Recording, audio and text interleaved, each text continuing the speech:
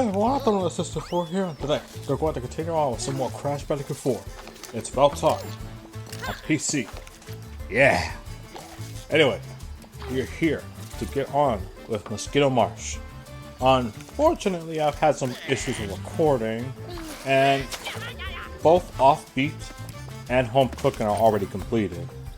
But that doesn't mean I'm not going to do it again, because the best part about Crash 4 is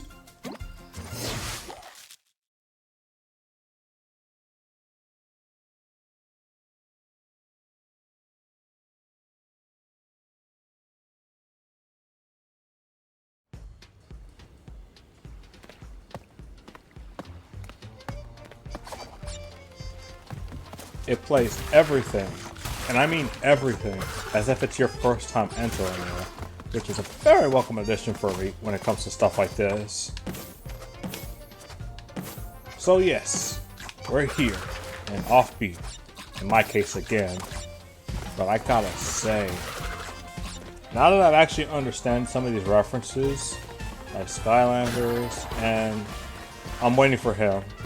You know who I'm waiting for. You already see the hordes. Come on. Come on. Come on. Don't let's face. Yeah, there it is. Spiral. Let's go. And this whole blimp balloonish glory. Gosh. Absolutely amazing how a level like this actually plays. Not just with such good music. The thing is the enemies, as well as some of the objects, like these guys over here, all move with the music. Thankfully the nitros don't, because good lord, can you imagine those jumping in tune with the rhythm? A moment where these things actually interact with the stage.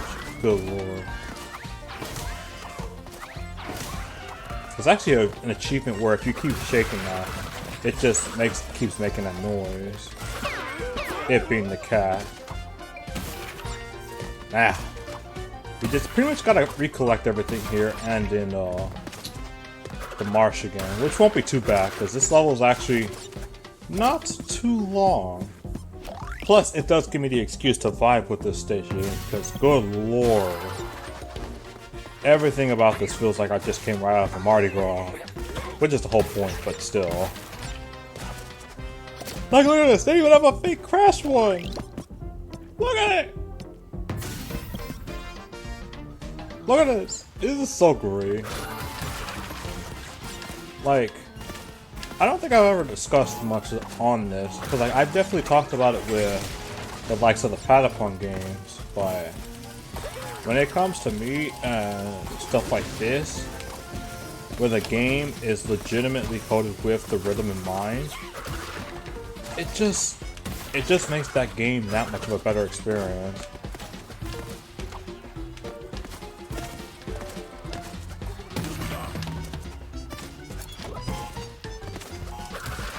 Like, I think I'm actually kind of sad that the only Sonic related level like this is Music City from Sonic Advance 2. At least that's the only one I can recall. Because I know Rayman also has something like this in the form of the Funky Boards in Rayman 3. Which, I don't know how I'm going to feel about playing those games. I don't think I'll be playing those on the channel, but like, if I do ever get around that time, because the only thing I have worry about now is this game with 106%, the eventual release of Crash Team Rumble, which we all know this by now. We're going to be on that. We're going to be all up on that. And then of course, let's see. I think I might, at that point, if I manage to 106% this game by the time, like, and we still aren't at the release time of, like, Crash Team Rumble, I think at that point, oh frick, this might be some trouble. I think at that point I would just stick with the handheld titles, the GBA stuff, you know, like Huge Adventure, Entranced. I don't know about Fusion, because 100% in that literally requires a whole other game. Ah! Oh. And look at this! Speaking of which, look at her on the back with the freaking cart for Crash Team Racing. You love to see this. I love this. Oh my goodness. Stuff like this just gets the game that much more care and love into it. Alright. So let's get out of here. Also, I say Music City, but I'm referring to Music Plant from, yeah, Sonic Advance 2. There's just something about these music-related levels that just give me the sense of feeling that no other types of levels can offer.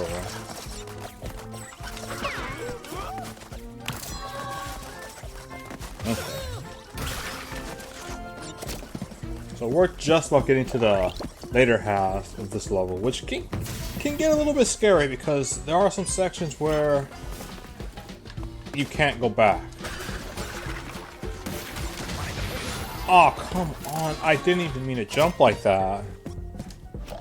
Also, I don't believe I've actually gotten the collectible here, so I think this would actually be a good opportunity, provided I don't screw myself over.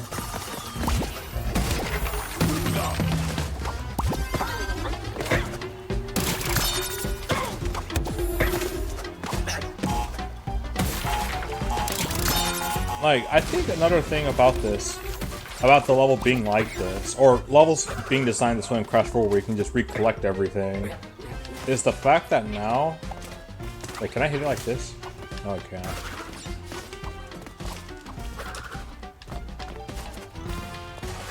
It's just now that, like, you can actually gain more lives like this again.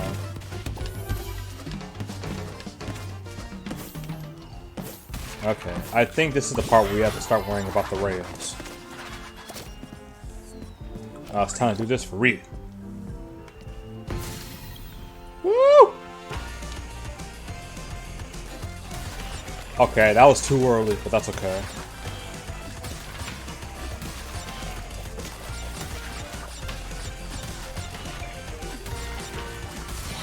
Hey yo, Ripper Fruit looking good!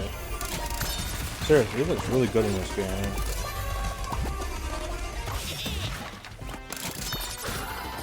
But let's not focus on him right now. Right now, we're on the last section of this level, and this is probably the trickiest one too. So my focus right now is just making sure I time everything. Because unfortunately, there is a little bit of delay when it comes to trying to jump, like, hang and unhang from the rail. Just a little bit. That little bit is surprisingly enough to make you screw this whole thing over. But hey, we got it. I think there actually was the flashback tape here too, but unlike the rest of the collectibles here, those don't come back. But that's okay, because that just means we now completed the level entirely. Alright, next up, Homecoming. This level, as you can probably see, it's not us.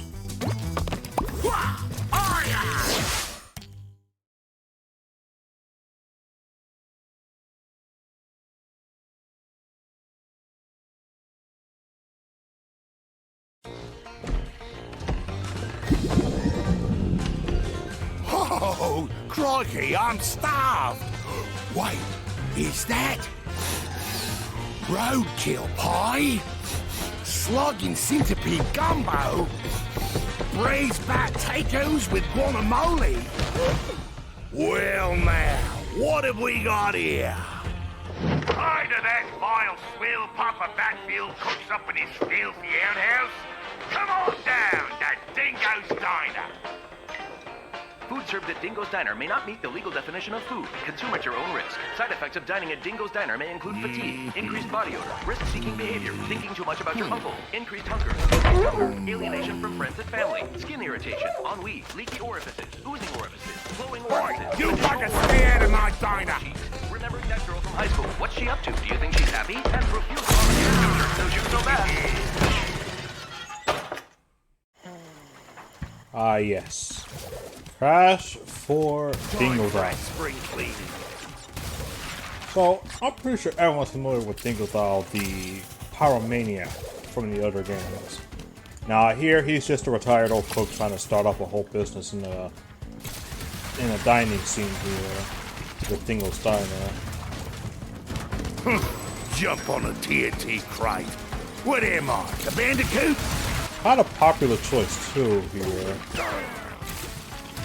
So that does actually seem to be quite a lot of creatures that seems to really eat this stuff. I'm not joking, by the way, especially if you're one of them and happen to be watching this video somehow. I'm just putting it out there that like this stuff is unique. Ah, bastards! They'll get every last one of yous. What was that? You'd think a Crash game of all things would have at least some sane language. Like, my goodness. Your balls are too slow. Slow balls! You're a skank.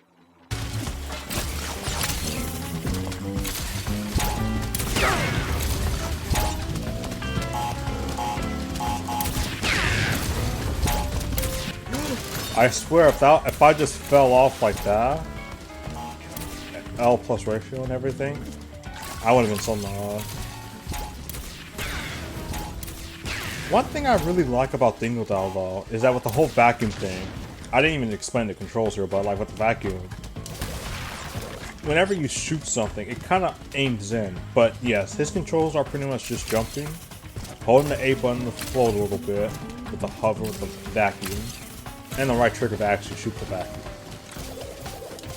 XB and the right bumper to spin, and that's literally all you need to know. Oh, I made all them tablecloths myself. I still don't get that, and I'm kind of scared to ask what does he mean by that. Because it can't just be as simple as him making that. Okay. I mean, the dude managed to make, like, run a business like this, so who knows.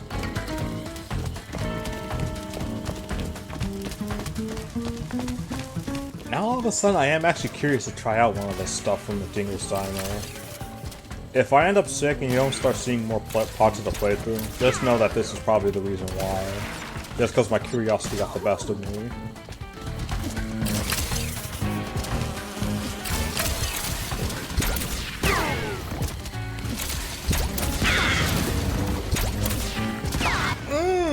I'm too good with these shots. Okay, but yes. Other than this, it's honestly a nice take on Dingo Diner. Like, even he gets tired of just doing this over and over again. And after what we saw on Mind Over Mutant, where Cortex himself even got tired of just going through the same fights, just losing again and again and again. Even he gets his patience tried. Oh yeah! Let's go.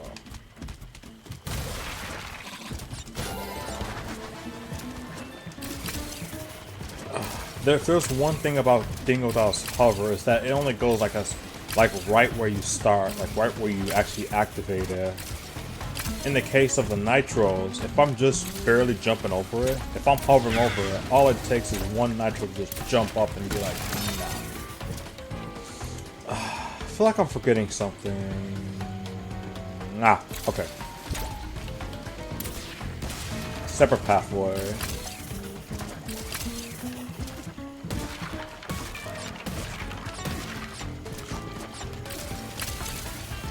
Now, how would you like this?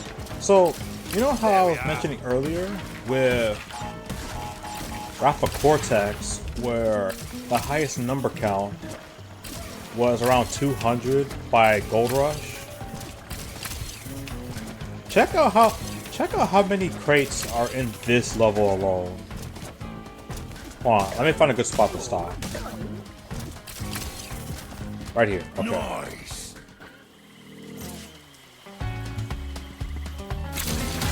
Almost 400. Almost 400 for a single level. This stuff is like this would be like a complete nightmare for completionists if you weren't built with this kind of endurance in mind. Because even before Crash 4, obviously, Crash games did test your skills on them, so this isn't something that we're necessarily new to here. It's just, holy frick, almost 400 crates. Oh, you can actually jump over here. Oh, shoot. One of my biggest complaints about this level was the perspective on it, and the fact that I can just jump in the back like that. I'm actually serious about that, by the way. I didn't try that yet. Goodbye.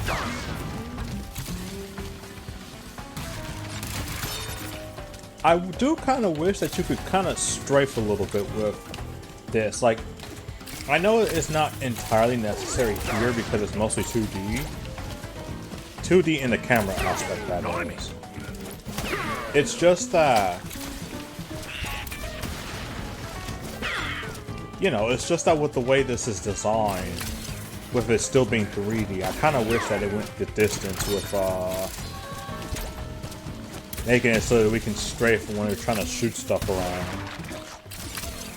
And the shooting aspect will come into play once we get more into this level.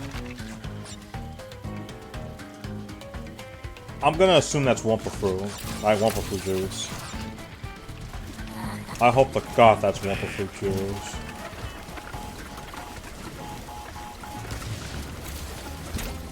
To this day, I'm pretty sure Wumpa Fruit is just an apricot. I could be wrong on this.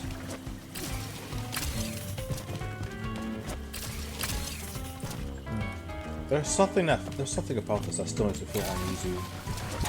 Move. How did you go all the way over there? I'm trying to aim at this. There we go. One thing I do like about Dingodile is that sometimes when you spin in one direction, he goes in one direction and he immediately goes the other way while you're constantly spinning.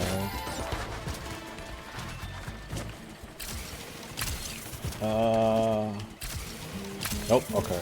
This is it, the final section. How do you like them ones? Goodbye.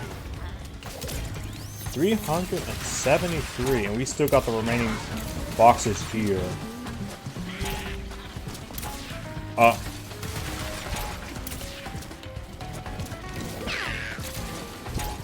dare you not eat my food. Goodbye.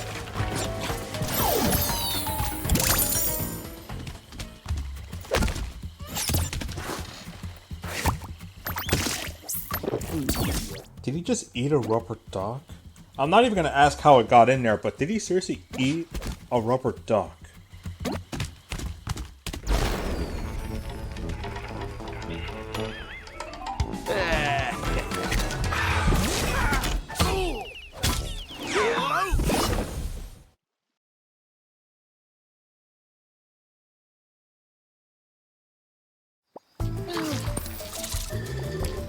Okay, so now that we got the Mardi Gras stuff out of the way, we'll save the classic for another time, unfortunately.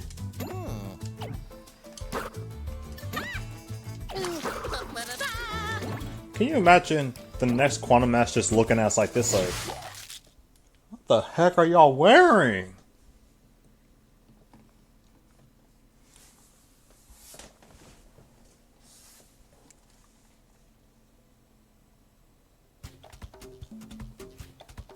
And I love how this is the easiest.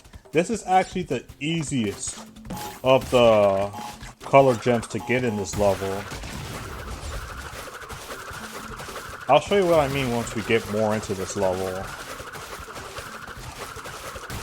And by this, I mean literally just the next couple of seconds. So, these switch crates, you better... They kind of hit like a little timer on this. If you hit this, all the crates that has like that red outline on it will show up. And you have to hit them within their little circular time limit, because if that's up, it basically restarts the whole thing if you don't hit any of the crates. If you hit even just one crate out of this whole thing, and if you don't get them all, they don't come back. They don't come back! You have to do the whole thing all over again. All that just because you missed it. Good lord. Okay. Now here's what you have to do for this. So for this, you have to go over here.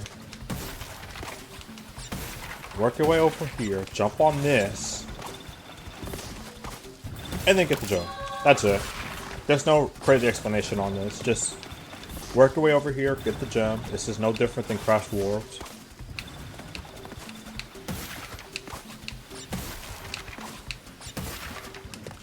Now, let's begin. What's weird is that the soundtrack version... Like, let me explain. So, the soundtrack version of this song that you're hearing here actually features a track that you listen to for Ripperoo. But even though Ripperoo is in this dimension, for some reason they changed the music to something entirely different.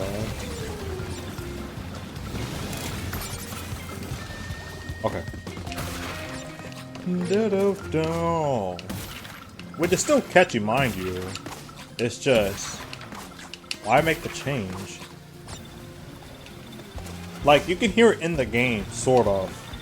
Maybe through some like hacks or whatever, but the actual Ripperoo version, you can only hear in the soundtrack since it's unused in the game.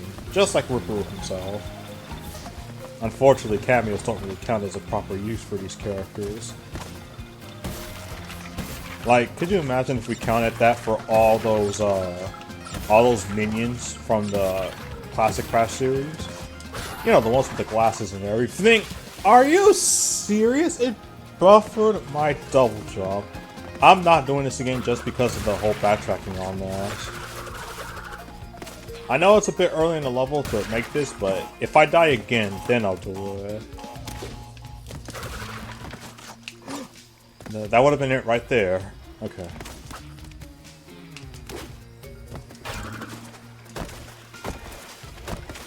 Waste no time in getting these. Okay.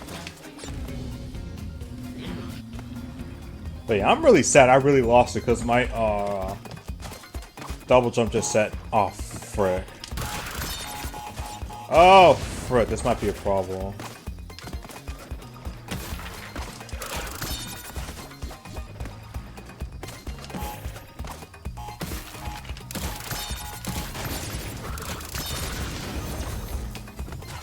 Thankfully, we can go back and hit this at any time.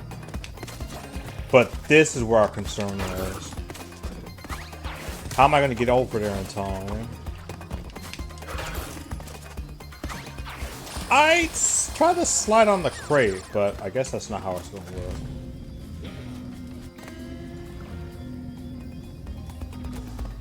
work. Okay, so we're just going to ignore this for now.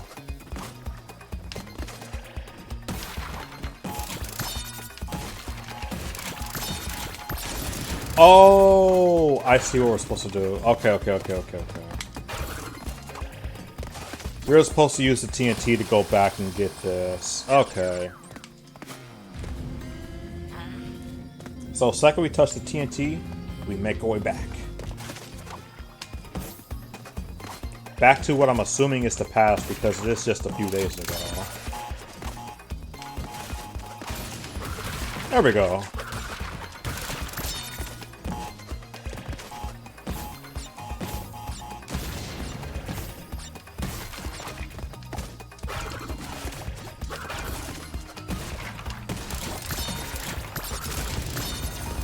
Not bad, and like I said, these deaths don't count. Just sucks that I did die like that, though. Oh yeah, this actually features one of my least favorite hidden gems to get. If there's a tier list for this.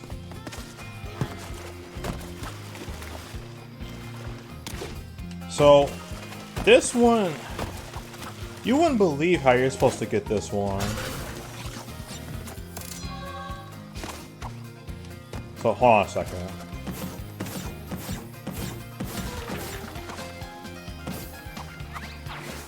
So first, there is something that we need to hit before we go up there. No, you see it? That's Switch Cray. Once you hit that, now you have to go back. And I'm trying to think, which way is it? You have to go over there. And keep in mind, I'm using the camera to the best of its abilities to go over here and get the hidden gem.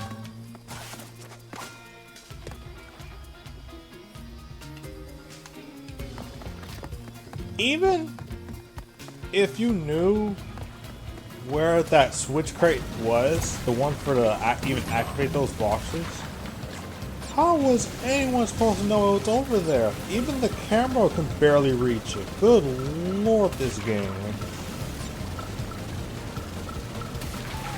Like, this is the game that hits, like I mentioned before on like Crash Bandicoot Warped, where trying to access hidden levels, it was cryptic back in the day, where you didn't have like the internet and even the loading screen of the Insane Trilogy to tell you where it's at. But here it's like, holy frick. Without a guide or just some severe trial and error, which is what this game thrives on, how the heck are you supposed to know that? Okay, anyway.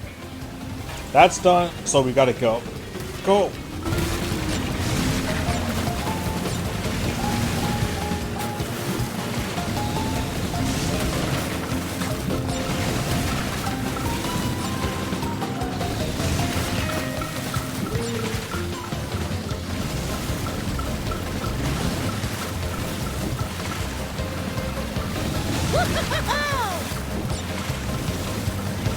Just one more box. And we are dun here. Do.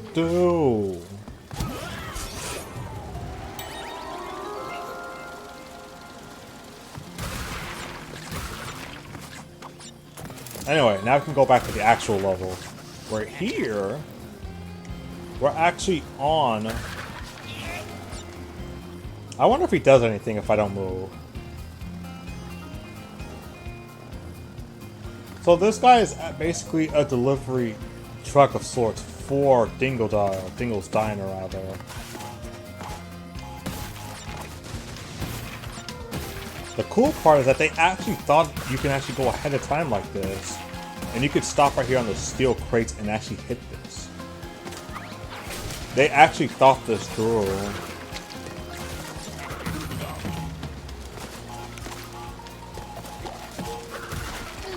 Now you're going to need to keep this in mind because there are some crates that actively thrive on you knowing this.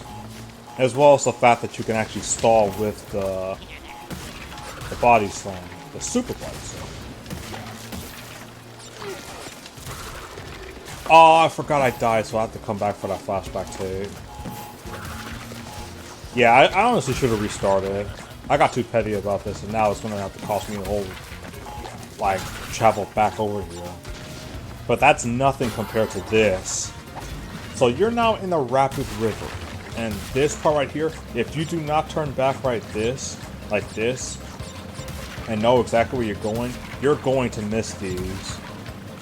I think by now I can actually get those without needing to do this, but just in case. Look at that. I just hit that and I wasn't even trying to turn.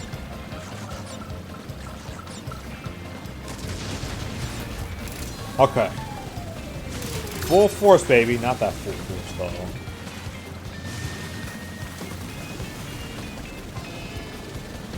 though. And there are some sections of this jetboard level you just can't make it back to. So it's just like, take your time with this as you can. Fake crash! Look at him, he's actually in the game! Love it. Woo! Okay.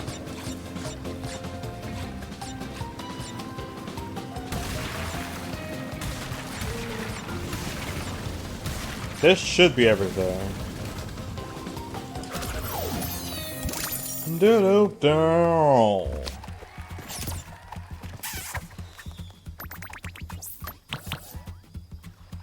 The cat's meow.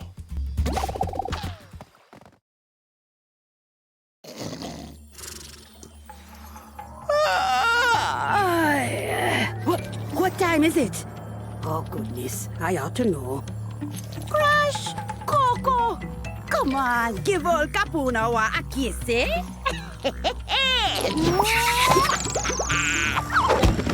Don't look at me like I broke wind at a wedding. I'm time. I see everything. And I mean everything. There's some very unexpected developments in your future. Your very near future. Shocking events that will change the course of your life. Yeah, just gonna stop you there before you tell us how we all die. Well, if you'd rather not know about the giant mask-eating monster from beyond the stars, Leaving now. that is your choice.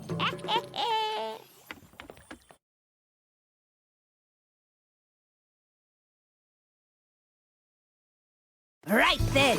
Need a hand.